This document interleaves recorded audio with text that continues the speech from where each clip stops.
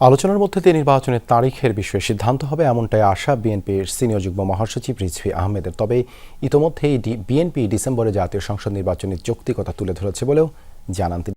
শ্রীলঙ্কা আবারও রপ্তানিতে শীর্ষে।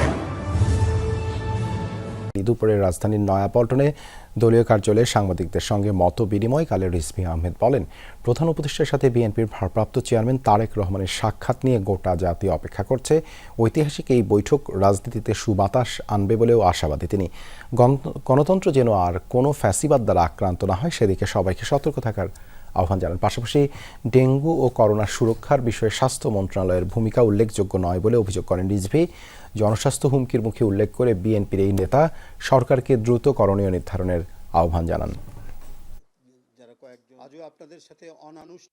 বাংলাদেশের গণতন্ত্র যেন আর কোনো ফ্যাসিবাদের দ্বারা আক্রান্ত না হয়, কোনো আগ্রাসী রাক্ষসের মুখে পড়ে এটা যেন নিঃশেষ না হয়ে যায়, তার জন্য এই বৈঠকটি আমি মনে করি একটি ঐতিহাসিক বৈঠক হবে। ডিসেম্বরে কেন নির্বাচনটা উপযোগী সেটি আমরা বলেছি। তো সুতরাং আলাপ আলোচনা চলতে থাকবে, আলাপ আলোচনা চলবে এবং